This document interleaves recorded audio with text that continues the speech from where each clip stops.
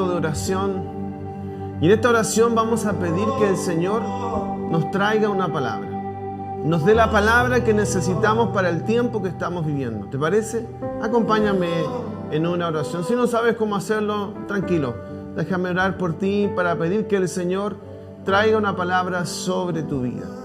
Padre, en el nombre de Jesús, hoy nos ponemos delante de tu presencia entendiendo que para el tiempo que estamos viviendo necesitamos una palabra tuya. Una palabra tuya cambia todo en nosotros. Una palabra, una sola palabra tuya es suficiente para que nuestra vida tome un rumbo distinto. Confiamos, Señor, en que esa palabra hoy para nosotros será una palabra determinante, decisiva. Por eso la recibimos con alegría, la recibimos con fe, con expectativa, en el nombre poderoso de Jesús. Amén y amén. Una vez más, bienvenido a esta señal, bienvenido a nuestra transmisión de la Iglesia Cristiana Manantiales. Si tienes algún amigo, todavía estás a tiempo, mándale el link. Recuerda que solo estamos saliendo por el canal de YouTube, el canal de Iglesia Cristiana Manantiales, donde tú nos puedes ver en vivo. Estamos en vivo y en directo, nosotros acá desde nuestra casa, le hemos llamado la Casa Estudio. De aquí, compartiendo contigo esta palabra de Dios que creo va a bendecir y va a elevar tu vida de una manera especial. Y la palabra que hoy quiero compartir contigo es algo que el Señor me ha estado mostrando para decirte el día de hoy que creo va a dar una perspectiva totalmente distinta a cómo estás mirando la vida. De hecho, la palabra de hoy día la he titulado así: depende de cómo lo mires. Depende de cómo lo mires. Yo tengo un vaso acá.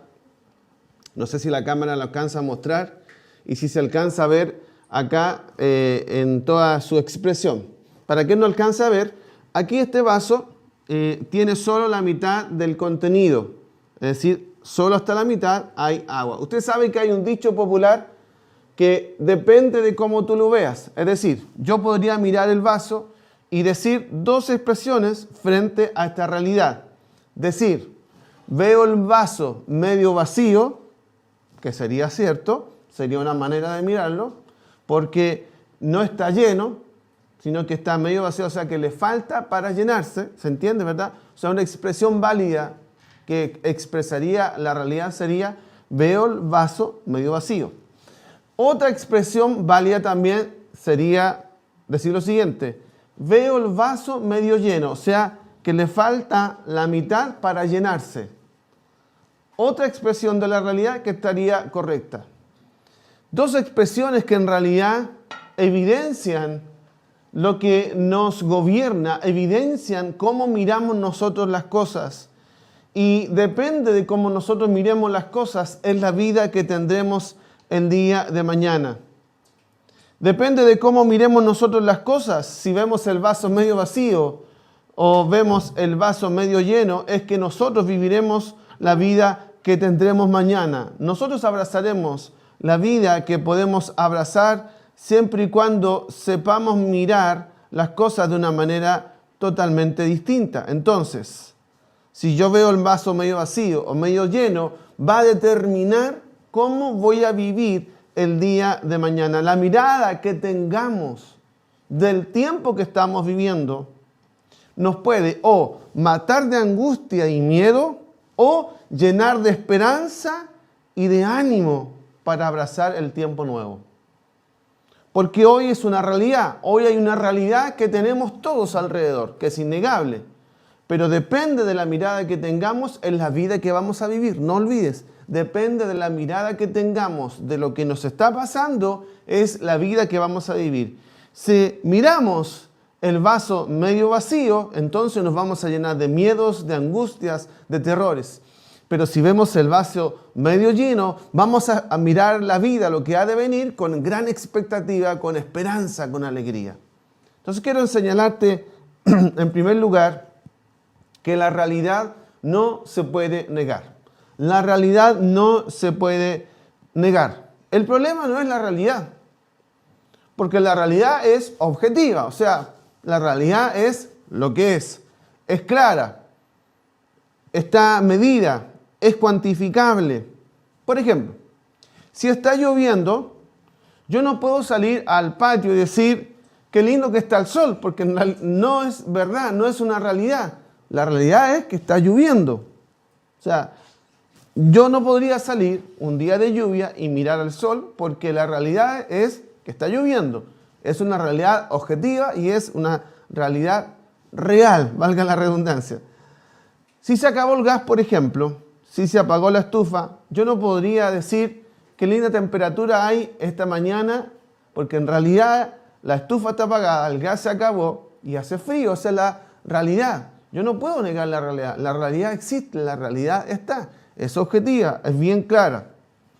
Es como, por ejemplo, si me despidieron del trabajo en estos días, en esta situación en la que estamos con la pandemia, yo no podría decir que bien que estoy en mi trabajo, porque en realidad no estoy trabajando, o que bien que la que estoy pasando y me saco una foto y digo, aquí en mi trabajo, cuando en realidad no estoy trabajando, quedé sin trabajo, es una realidad.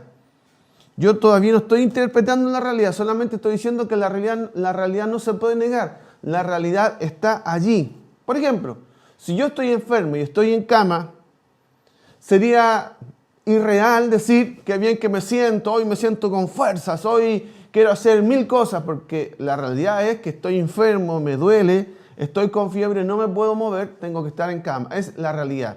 Yo no la estoy interpretando todavía, solamente estoy hablando que la realidad está. Es medible, es cuantificable. Mira, la realidad se parece como a las estadísticas. Yo no sé si alguien alguna vez estudió las estadísticas. Usted sabe que las estadísticas solamente reflejan números y que son, perdón, solo se miden en términos porcentuales y en términos de probabilidad. De tal manera que uno puede mirar un cuadro de resumen de las estadísticas, perdón, y va a encontrarse con que, bueno, voy a tomar esta agua que está media llena. Uno podría leer un cuadro estadístico y va a haber números. Uno pudiera ver gráficos y va a haber porcentajes. Es una realidad. Está allí, fue cuantificado. Es tal cual como lo muestra el cuadro, es tal cual como lo muestra el resumen, es tal como lo muestra el gráfico de comportamiento. Eso está. No se puede negar. Es una realidad. Ahora, depende de quién tome ese informe, que es una realidad, es la interpretación que le va a dar a esas estadísticas. En términos de la política, por ejemplo, si el gobierno toma las estadísticas, va a interpretarlas de lo bueno que se puede sacar de esas estadísticas. Está bien, es totalmente posible. Ahora, si esas mismas estadísticas yo se las paso al sector opositor, el sector opositor va a interpretar las estadísticas encontrando todo lo malo y va a salir a sacar todo lo malo y va a interpretar diferente las mismas estadísticas. O sea, depende de quién mire las estadísticas y la intencionalidad con la que se interprete en las conclusiones que voy a sacar. Las estadísticas son estadísticas. No tienen partido, no tienen inclinación, son números fríos. Pero el que le da valor y sentido a esas estadísticas es quien va a transmitir algo y lo va a leer de acuerdo al pensamiento que lo atraviese, a la filosofía de vida que tenga, a la línea de pensamiento, a lo que quiera lograr con lo que se está leyendo o con lo que está viendo. Depende de quién interpreta las estadísticas, lo que la gente va a recibir. Bueno, yo no quiero que te quedes pegado en lo político porque no me interesa. Yo quiero llevarte a algo que está por sobre eso, que tiene que ver con lo que estamos nosotros viviendo como personas, como familias, como humanidad. La realidad es algo objetivo, está pasando, es así. Pero depende de cómo yo lea lo que está pasando, en las conclusiones a las que voy a llegar, y es también lo que voy a transmitir a la gente que me escucha. Y eso que yo transmita a la gente que me escucha, que en este caso son mi esposa, mi hijo, mi mujer, la familia que tengo cerca, es cómo yo los voy a influenciar para que ellos miren con expectativa al futuro, o sea, el vaso lo vean medio lleno, o lo miren con miedo y con terror y le vean el vaso medio vacío. Depende de quién esté dando el discurso, transmitiendo la información, interpretando esa realidad, es lo que yo voy a impartir sobre el resto y lo que voy a provocar en el resto. Quiero que no me vaya siguiendo en esto que le estoy diciendo, porque es importante que lo dejemos sentado como un presente. O sea, la realidad es realidad. El problema no es la realidad. El problema es cómo interpretamos esa realidad. ¿Entiende bien? El problema no es la realidad. El problema es cómo interpretamos esa realidad. Primero empecemos por reconocer la realidad. Y luego tenemos que aprender a interpretar esa realidad. Ahí está nuestro problema.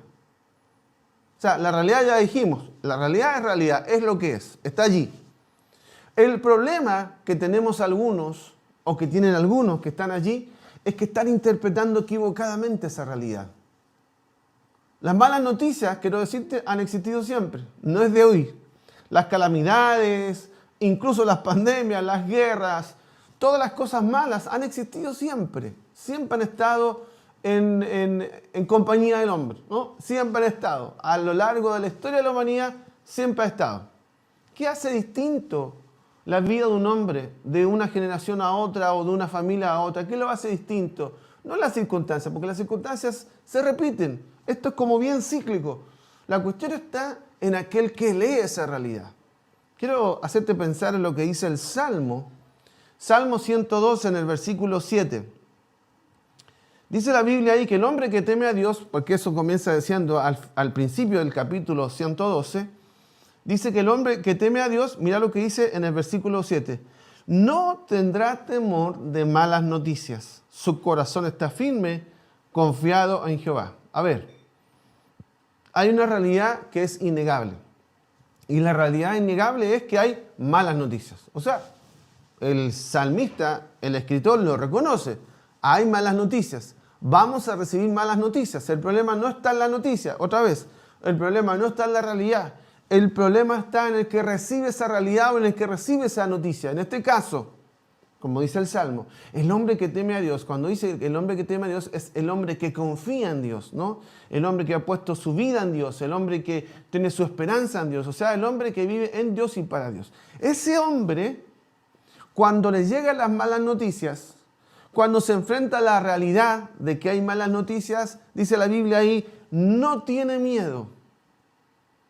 O sea, si lo tuviera que aplicar al ejemplo del vaso que te hablaba, o sea, ese hombre que teme a Dios y que ama a Dios, ve el vaso y lo ve medio lleno, o sea, lo ve con la esperanza de que en algún momento se va a llenar, lo ve con perspectiva de futuro, con ganas de vivir, con ganas de hacer, con ganas de emprender, con ganas de proyectar. Lo ve con esperanza, porque está confiado en Dios. Allí está el secreto. El secreto está en confiar en Dios, en amar a Dios, en temer a Dios, como dice el salmista. O sea, yo puedo llegar a interpretar esa realidad de una manera distinta siempre y cuando mi confianza esté en Dios, siempre y cuando el temor mío, el temor en el sentido de respeto y de honra, no de miedo, esté depositado en Dios. Si yo tengo mi fe en Dios, mi confianza está en Él, mi vida está en Él, voy a recibir la realidad, que son malas noticias, que son circunstancias inesperadas, pero las voy a ver con otros ojos. Y aquí quiero terminar ya este punto y decirte esto. La fe no niega la realidad, la reinterpreta. La fe no niega la realidad, la reinterpreta. No olvides, tener fe no es negar la realidad, porque este hombre, el que teme a Dios, que dice el Salmo, no niega la realidad. Lo que hace es que la fe que él tiene depositada en Dios le haga mirar distinto la mala noticia. Entonces la fe no niega las malas noticias. Lo que hace la fe es reinterpretar esa mala noticia, darle otro sentido y otro valor a la mala noticia. Entonces aquí quiero ir al segundo punto contigo, y es, depende de los ojos con que lo mires. Depende de los ojos con que lo mires. Existen al menos dos maneras de mirar una misma realidad. Ya te lo mostré antes, aquí con el vaso. Fíjate que en la Biblia hay un registro potente de cómo un grupo de personas tuvo dos miradas frente a esta situación. Déjame leerte un pasaje que es poderoso, que es potente, que está allí en el libro de Números, en el capítulo 13, del verso 25 en adelante. Números capítulo 13, versos 25 al 33. Dice: y volvieron de reconocer la tierra al fin de 40 días. Y anduvieron y vinieron a Moisés y a Aarón y a toda la congregación de los hijos de Israel en el desierto de Parán, en Cades. Y dieron la información a ellos y a toda la congregación y les mostraron el fruto de la tierra. Y les contaron diciendo: nosotros llegamos a la tierra a la cual nos enviaste, la que ciertamente fluye leche y miel. Hecho concreto, realidad. Y este es el fruto de ella. Hecho concreto, realidad. Mas el pueblo que habita en aquella tierra es fuerte, realidad. Y las ciudades muy grandes y fortificadas, realidad. Y también vimos allí a los hijos de Anak. Amalek habita en el Negev, y el Eteo, el Jebuseo y el Amorreo habitan en el monte, y el Cananeo habita junto al mar, a la ribera del Jordán. Entonces Caleb hizo callar al pueblo delante de Moisés y dijo: subamos, interpretación de la realidad, subamos luego y tomemos posesión de ella, porque más podemos nosotros que ellos. Una interpretación, una mirada. Más los varones que subieron con él, otra mirada, dijeron: no podemos subir contra aquel pueblo porque es más fuerte que nosotros. Interpretación. Y hablaron mal entre los hijos de Israel de la tierra que habían reconocido, diciendo: la tierra por donde pasamos para reconocerla es tierra que traga a sus moradores. Interpretación. Y todo el pueblo que vimos en medio de ella son hombres de grande estatura. Interpretación. También vimos allí gigantes. Interpretación. Hijos de Anak, raza de los gigantes. Interpretación. Y éramos nosotros, a nuestro parecer, interpretación, como langostas, y así les parecíamos a ellos. Interpretación. A ver si me acompaña. Volvamos al análisis. La realidad objetiva que nosotros leímos ahí es, porque dice la Biblia en el relato, no alcanza a leer tanto porque es más grande el relato, dice que tuvieron que atravesar una madera para poder sujetar el racimo de tan pesado que era. O sea, no se lo podía uno. ¿Se imagina un racimo tan grande? Tuvieron que entre dos llevar el racimo. Yo me imagino así, ¿no es cierto?, del hombro, uno y otro llevando el racimo. Bueno, es un hecho concreto, es una realidad. O sea, no es que lo inventaron. No. Ahí estaban los racimos gigantes y las uvas gigantes. Hecho concreto. Habían uvas gigantes, esto lo dice el versículo 23. Uvas gigantes, usted después lo puede repasar. Uvas gigantes, granadas, usted conoce la fruta de la granada, gigante también, y también higo gigante, o sea que llevaban evidencia en uvas, en granada y en higo. Hechos concretos, realidad. Otro hecho concreto y realidad es que, dicen ellos, fluía leche y miel. ¿Qué significa? No es que habían ríos de leche, no. Si dice ahí que fluía leche y miel, significa que el ganado era prominente, que era fructífero, o sea, habían mucho ganado y ese ganado daba, por lo tanto, buena carne. No lo dice, pero yo lo imagino, porque esa misma vaquita que da la leche, esa misma vaquita después se hace en un asado, ¿no? O sea que había abundancia y había buen ganado. Y también había cultivo de abejas, por eso que había miel, o sea que eran productores. Eran viñateros, eran ganaderos, eran apicultores. O sea, eran una tierra rica en producción de recursos naturales. Hecho concreto, lo dice la Biblia. También es un hecho concreto que lo lea ahí y lo dice el informe de, en este caso, Josué y Caleb, que eran los que tenían la mirada distinta, que era un pueblo fuerte, era un hecho concreto. O sea, no es que estaba la tierra desocupada y todo se producía solo. No, había pueblo ahí. Y además eran fuertes, o sea, tenían guerreros fuertes. Hecho concreto. Y también un hecho concreto es que habían ciudades fortificadas. O sea, cuando dice ciudades fortificadas es que las ciudades estaban cercadas por muros en caso que fueran atacadas. Hecho concreto. Hecho concreto. La pregunta es, ¿cómo lo quieres ver? ¿Cómo lo quieres ver? Como la ciudad de las gente fuerte y de las ciudades amuralladas o cerradas? ¿O la quieres ver como la tierra fértil donde fluye leche y miel y da frutos gigantes? Depende de cómo la quieres ver tú. La realidad está allí, pero la interpretación que tú le des a esa realidad depende de los ojos con que lo mires. Depende de los ojos con que lo mires. Yo te dije al principio, depende de los ojos con que lo mires. En este contexto se dan dos interpretaciones de la misma realidad. Recuerda que, para quien no lo sabe, lo pongo en contexto. Moisés mandó espías. A ver, iban de camino por el desierto, tenían una promesa que era llegar a la tierra prometida, que era una tierra abundante, que es la tierra que ellos ven, ¿verdad? Entonces Moisés, el líder, manda a un equipo. Manda un equipo y este equipo eran los espías. 2 espías mandó, representando a cada una de las tribus. Fueron los 2 espías. Y los 12 vieron lo mismo, exactamente lo mismo, porque andaban juntos. Pero cuando vuelven a entregar el informe, es donde se evidencia los ojos que ven la realidad y cómo interpretan esa realidad. 10 la interpretan de una manera y solo 2 de una manera diferente. 10 de una manera y solo 2, que son Josué y Caleb, de una manera totalmente distinta. Los 10... ¿sabe cómo la interpretaron? A partir del temor. Esa es una manera de interpretar la realidad, a partir de los ojos del temor. Y otra manera de interpretar la realidad es con los ojos de la fe. Josué y Caleb.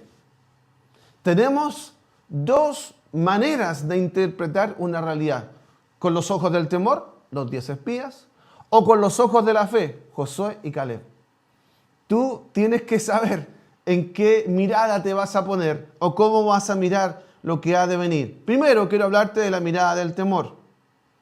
O sea, ellos miraron el vaso medio vacío. Y por eso dicen que es imposible, pero fíjate que cuando uno mira así, también la gente que mira con temor exagera, exalta lo malo, engrandece al enemigo, no ve ventajas, no ve virtudes y no ve cosas buenas, por más que la haya. Porque como está mirando con los ojos del temor, le cuesta ver lo bueno. Déjame darte la evidencia. Número 1333 dice, también vimos allí gigantes. Fíjate que en el mismo informe, los otros 2 no dicen gigantes, dicen hombres fuertes. Puede ser que a lo mejor hayan tenido, porque la Biblia también lo registra, que hayan tenido, de hecho David pelea con un gigante. Vamos a pensar que eran gigantes. Puede ser, vamos a darle la posibilidad de que sea así. Aunque en realidad los 2 dicen que eran hombres fuertes. Pero bueno, vamos a pensar que eran gigantes. El punto no está allí, mira lo que dice. Hijos de Anac, raza de los gigantes. Y éramos nosotros, a nuestro parecer, ojo con eso, como langostas, y así le parecíamos a ellos. Mi pregunta es, los gigantes le dijeron, ustedes parecen langostas al lado de nosotros. No. La Biblia no registra que ellos tuvieron un diálogo con los gigantes y que los gigantes le dijeron, ustedes son langostas. Porque si no hubieran dado ese mismo informe los 2, Josué y Caleb. Y además porque yo puedo interpretar, inferir, a partir de lo que dice la misma Biblia acá, nosotros parecíamos, a nuestro parecer, o sea, creemos, nos imaginamos que nosotros nos veíamos como langosta. Ah, distinto. Porque, a ver, eran hombres, eran personas, no eran langostas. Pero era tanto el temor que los gobernaba que yo creo que vieron a los gigantes más grandes de lo que eran. Como te digo, yo creo, de hecho en la Biblia hay evidencia de que habían gigantes, hombres de gran altura, perfecto. Pero tampoco es que eran como langosta. O sea, ¿te das cuenta cómo exagera el temor? Cómo exalta lo malo y lo pone a un nivel, a una estatura que no es.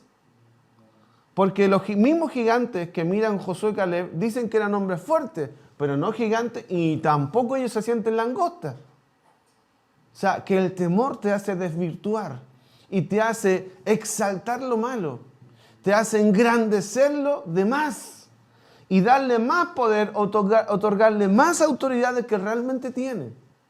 Ese es el problema de cuando uno mira con temor. Se exalta el enemigo, se sacan conclusiones adelantadas. Entonces tenemos que pensar bien cómo vamos a mirar. La segunda mirada es la mirada de la fe, la mirada que tuvieron Josué y Caleb. Déjame leerte en el capítulo que estábamos leyendo recién, en el versículo 27. Dice: y les contaron diciendo: nosotros llegamos a la tierra a la cual nos enviaste, la cual ciertamente fluye leche y miel, y este es el fruto de ella. Ahí está la evidencia, ¿verdad? Una realidad. Entonces, el verso 30, que leímos al principio, o hace un ratito, perdón, dice: entonces Caleb hizo callar al pueblo delante de Moisés y dijo: subamos luego y tomemos posesión de ella, porque más podremos nosotros que ellos.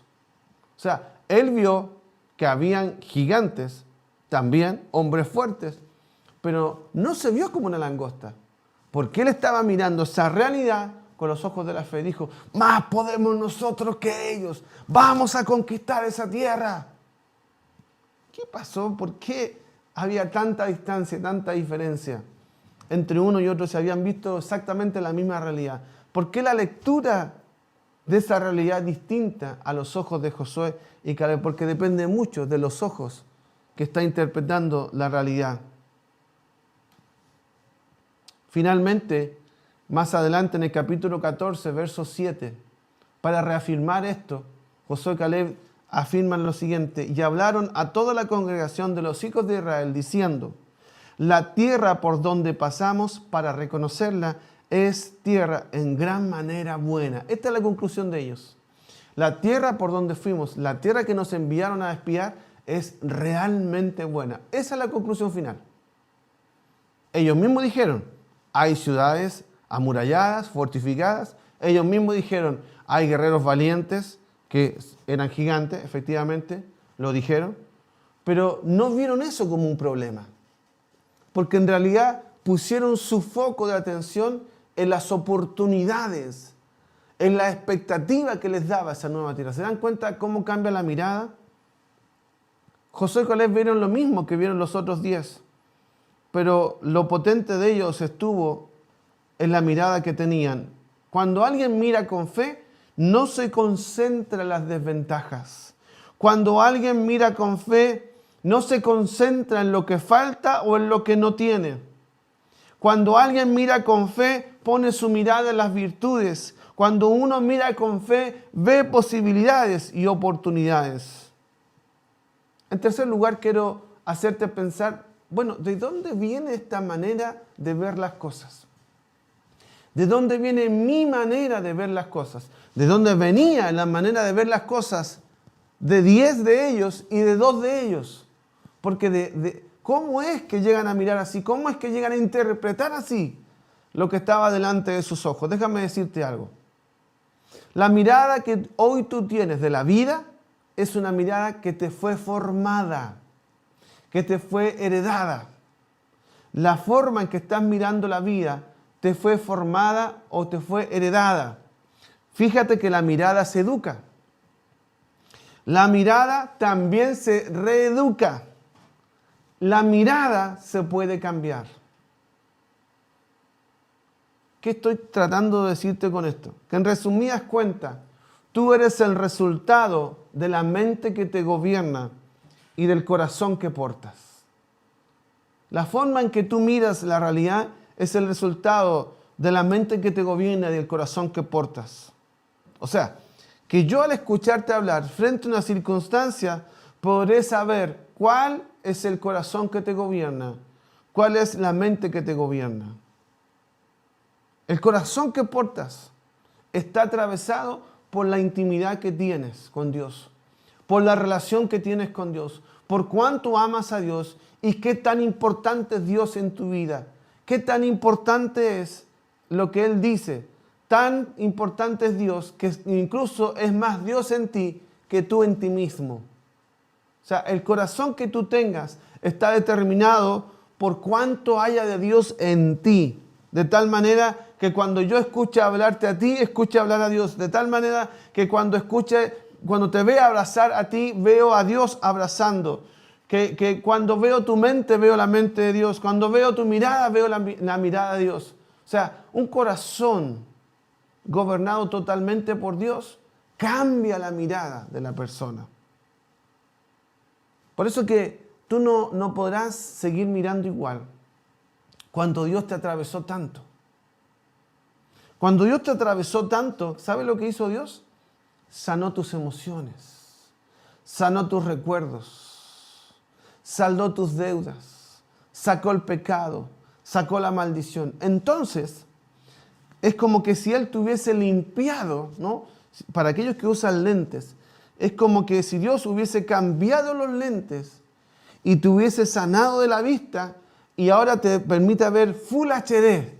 O sea, cuando el Señor entra en tu vida y dejas que Él sane, limpie, restaure, rompa maldiciones, lo que el Señor hace es limpiar tu capacidad de mirar. Porque si no, vas a mirar desvirtuadamente. O sea, es como que yo tomase un lente, me los pusiera y esos lentes estén rotos, ¿verdad?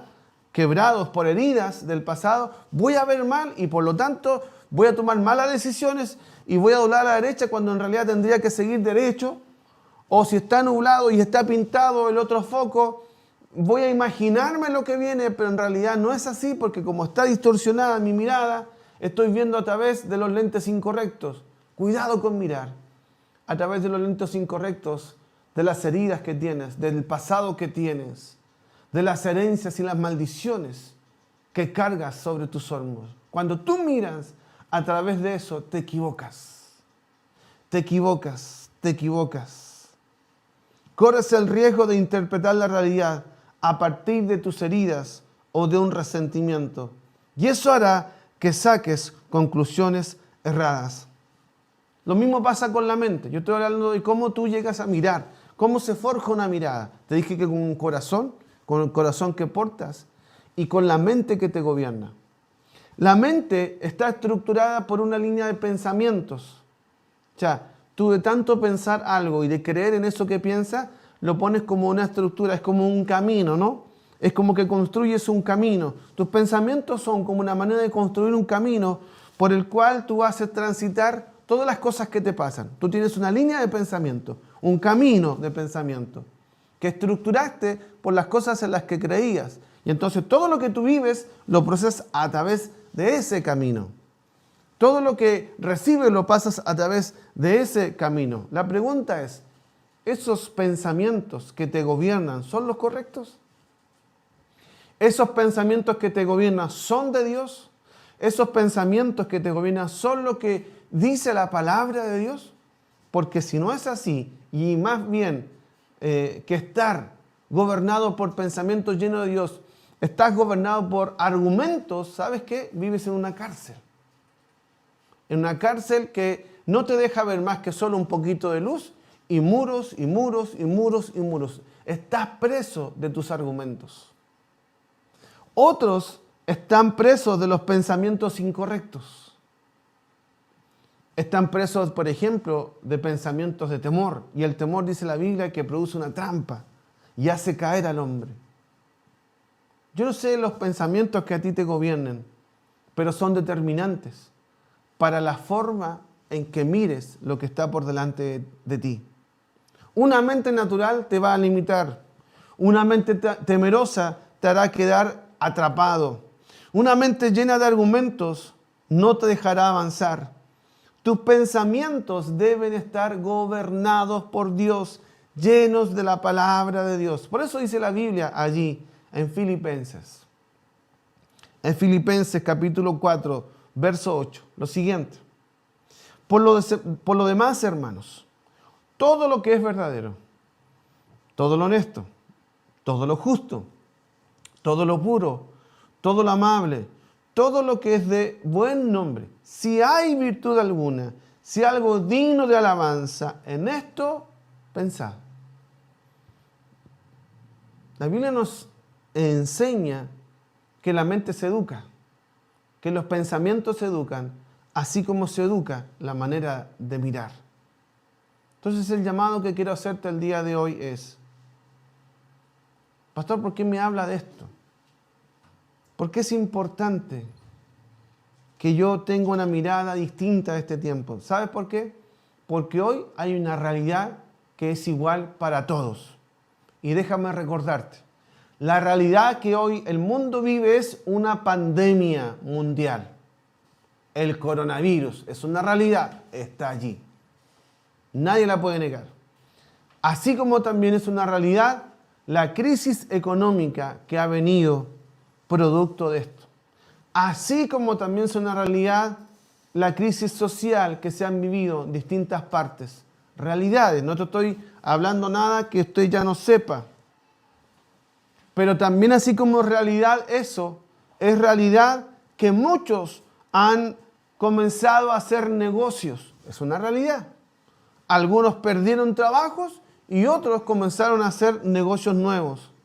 Otros comenzaron a emprender. Es una realidad que muchos incluso están ganando en dinero lo que nunca habían ganado antes en los trabajos, en los empleos que tenían. Es una realidad que hoy ocupamos todas estas redes sociales y podemos alcanzar a gente de una manera increíble, hasta los rincones más increíbles estamos llegando con la palabra de Dios. Es una realidad. Todavía no estoy interpretando, solamente te estoy dando datos de realidad.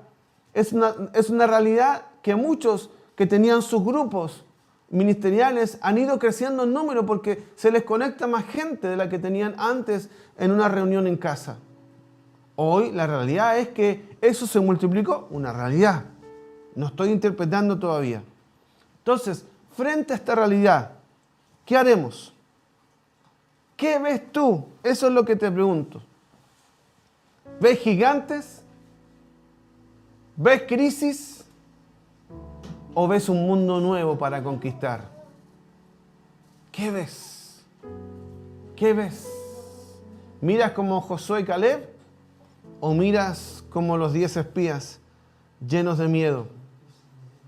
Los del espíritu de Josué y Caleb, ¿sabe qué? Van a abrazar ese mundo nuevo. Van a ver la oportunidad de emprender. Van a ver la oportunidad de alcanzar prosperidad. Los del espíritu de Josué y de Caleb van a ver la oportunidad de alcanzar a muchos con el evangelio. Los del espíritu de Josué y Caleb van a ver la oportunidad de abrir pozos nuevos. Los del espíritu de Josué y Caleb verán la oportunidad de alcanzar naciones. Déjame leerte el capítulo 14 en el verso 24. Lo que Dios dice de Caleb y de Josué. Pero a mi siervo Caleb, por cuanto hubo en él otro espíritu, y decidió ir en pos de mí, yo lo meteré en la tierra donde entró, y su descendencia la tendrá en posesión. ¿Sabían ustedes que de los 10 espías que hablaron mal, que dieron un informe lapidario, que vieron gigantes, que se sentían langosta, ¿sabe qué pasó con ellos? Ninguno de ellos entró en el nuevo mundo, en la nueva tierra. Murieron en el desierto. Y la Biblia registra que los únicos que entraron de esa generación fueron Josué y Caleb. Pero no solo que entraron ellos, sino que hicieron entrar a sus generaciones. ¿Te das cuenta cómo un espíritu distinto mira distintas las cosas? Nosotros hoy nos enfrentamos a un mundo nuevo. Nosotros hoy nos enfrentamos a una realidad. Nosotros hoy estamos a poco tiempo de abrazar un mundo distinto. Una vez que termine esta pandemia, una vez que termine esta cuarentena, nos va a tocar abrazar un mundo nuevo. Nos va a tocar abrazar como una Canaán. La pregunta es, ¿cómo lo ves? ¿Cómo estás mirando? La pregunta que tengo para ti es, ¿qué ves? Porque todo depende de cómo lo mires.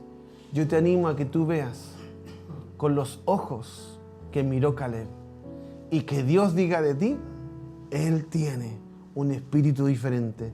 Por eso le daré la tierra. Por eso poseerá y conquistará el lugar que tengo para Él. ¿Con qué ojos estás mirando este tiempo? La realidad no se puede negar, ya te lo dije, es realidad. Lo que la fe hace es reinterpretar esa realidad. Quiero que pienses por un momento mientras escuchamos esta canción.